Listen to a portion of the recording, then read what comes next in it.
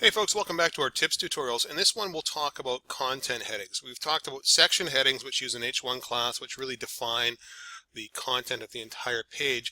Content headings define the content of an article or a section of the page, such as a paragraph or just a chunk or something like that. Here, I'll give you an example. Here's our About page. Here is a content heading. Up top we have the section heading. Down below we have this slider right here with a little bit of information, and this is a content heading because it basically describes sort of check out our photos, our group of photos. It describes what this area of the page does, or this particular chunk. Over here we have what's new and latest updates.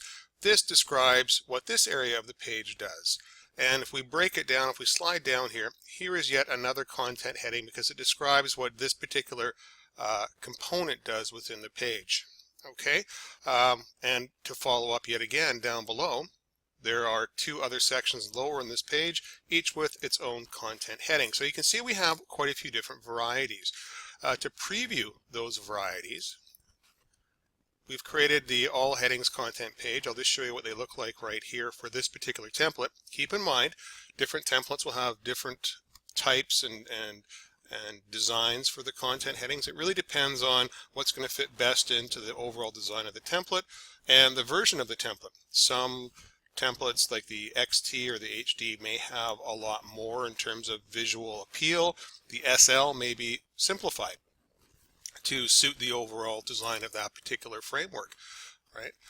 But we try to include a good number to give you some starting places to work with. Okay, so let's just jump right into our Expression Web here for a sec. If you go into the Styles guide, the Styles folder, you see we have a heading content folder. The all heading content, that one there, once again, when you go into these folders, if you see something that starts with all, you can preview all the different versions we have. We may have just one version, we may have 12 different versions. It really depends on how much we can squeeze out of it for this particular design. In this case, we have 6 different regular headings and 6 different versions of the same heading, but for a dark background. As an example, on this page right here, we're previewing the all heading content page. Here's the regular content headings. We scroll down here, the same headings, but on a dark background. So there you go. Now we've created little code snippets for you in the same heading content folder. Con heading 1, there it is.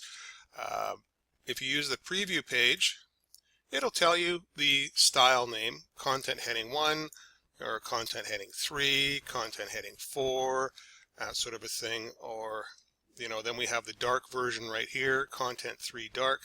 And from that you can pick out the number of the heading right here, open up the page, and in code view there's the snippet for the heading right there. So if you want to create your own content section, or as you add content sections, you can go into this folder, grab little code snippets to help get you started for your different paragraphs or your different articles, and it will be pre-styled for you. Now some of these styles include some unique options.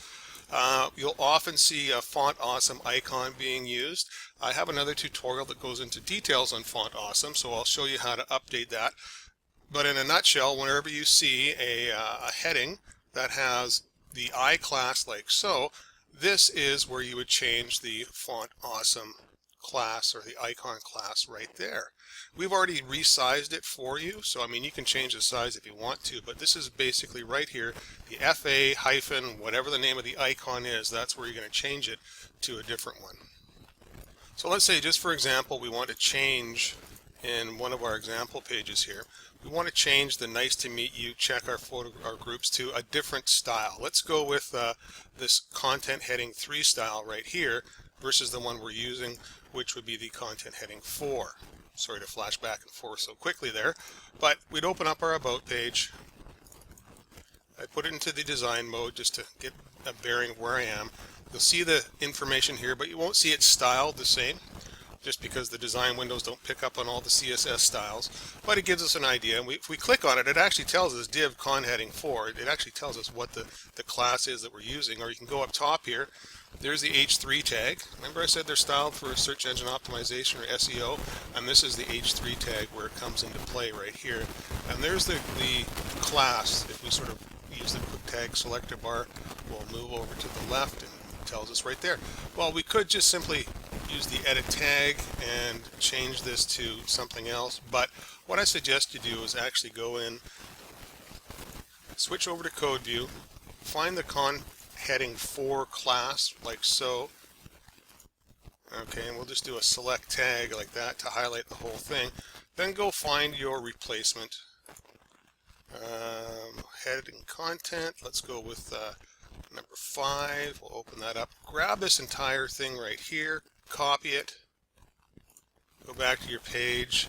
We've already got this selected, just paste right over top and then change the heading. And as you see, we've also included a bit of a paragraph text here as well. Now if you don't want to have a little snippet of paragraph after that, we'll just save this and preview it so I can show you what that means is there's our existing, we'll refresh. Okay, so there's a new content heading right there. There's a little snippet paragraph below. If you don't want that, just simply select the paragraph tag or right click on the tag so the whole thing is highlighted and delete, and you're done. So that's how to replace one type of content heading with another. Is just select the entire thing, grab a new one, select tag, paste over top, and you're done.